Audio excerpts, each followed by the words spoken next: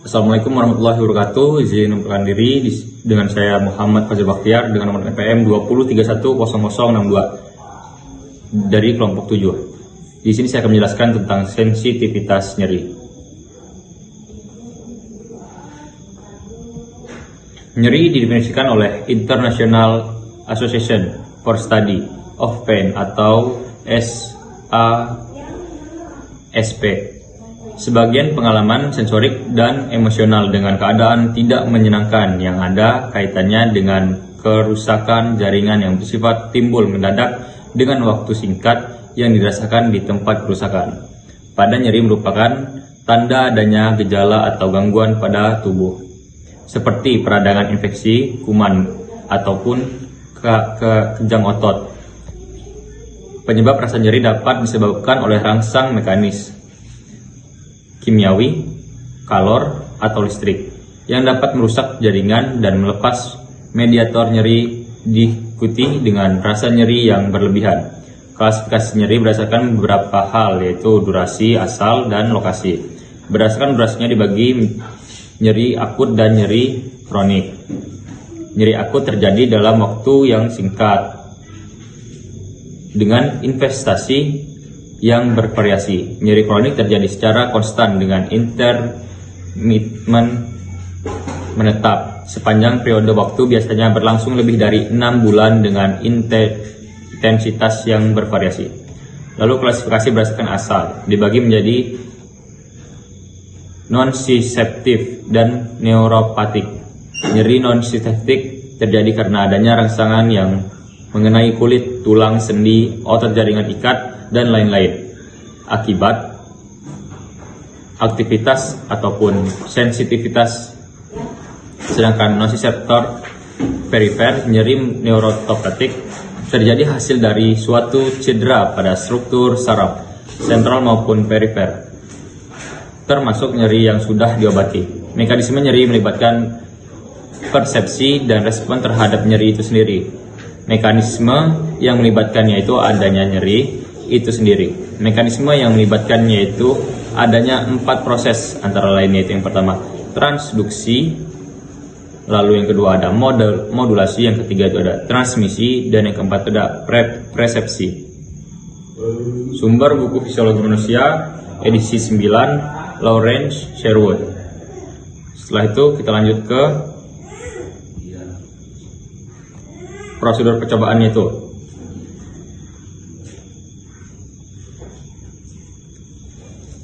Perasaan subjektif panas dan dingin. Yang pertama itu, sediakan 3 baskom yang masing-masing berisi air dengan suhu kira-kira 20 sampai 30 derajat. Yang pertama itu 20 derajat, yang kedua itu 30 derajat, yang ketiga itu 40 derajat. Yang kedua itu masukkan tangan kanan ke dalam air bersuhu 20 derajat dan tangan kiri ke dalam air bersuhu 40 derajat untuk 2 menit, selama 2 menit. Lalu yang ketiga itu catat kesan apa yang saudara alami. Setelah itu masukkan segera tangan Anda ke baskom yang berisi air bersuhu 30 derajat. Lalu catat kembali kesan apa yang Anda rasakan. Itu untuk yang pertama, perasaan subjek dan panas dingin. Lalu yang keduanya itu ada perbandingan sensasi rasa nyeri pada suhu tertentu. Yang pertama itu siapkan dulu 2 tempat yang masing-masing berisi air es dan air hangat. Lalu letakkan tangan kanan pada tempat yang berisi air es dan tangan kiri pada air hangat. Setelah itu diamkan dulu beberapa waktu, lalu catat kapan terjadinya sensasi rasa nyeri pada masing-masing tangan. Setelah itu, bandingkan kecepatan sensasi nyeri yang ditimbulkan pada masing-masing tangan prosedur. Di sini saya akan menjelaskan alat dan bahannya juga. Yang pertama itu ada baskom atau breaker glass 3 buah. Lalu ada air bersuhu 30 derajat, lalu ada air bersuhu 20 derajat, lalu ada air bersuhu 40 derajat, lalu ada air hangat, lalu ada air mineral, dan ada es batu.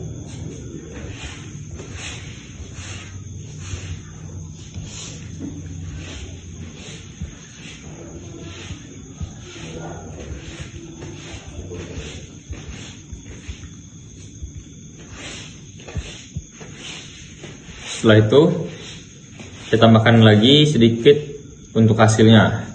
Perasaan subjektif panas dan dingin. Air bersuhu 20 derajat sensasinya dingin atau krause. Lalu air bersuhu 30 derajat sensasinya air gelas. Lalu air suhu 40 derajat sensasi panas atau rough. Lalu ada perbandingan sensasi rasa nyeri pada suhu tertentu. Air es lebih dingin, lebih menimbulkan rasa nyeri dibandingkan air hangat. Kesimpulannya itu, berdasarkan hasil dari percobaan yang telah dilakukan, dapat disimpulkan narkoba merasakan sensasi dingin atau krause pada bersuhu 20 derajat dan sensasi panas rufini pada suhu 40 derajat. Sedangkan air bersuhu 30 derajat terasa sensasi air gelas. Didapatkan juga perbandingan percobaan kedua, bahwa air es dapat lebih cepat menimbulkan nyeri dibandingkan air hangat. Mungkin sekian yang dapat saya sampaikan. Semoga dapat bermanfaat bagi kita semua. Saya pamit undur diri. Wassalamualaikum warahmatullahi wabarakatuh.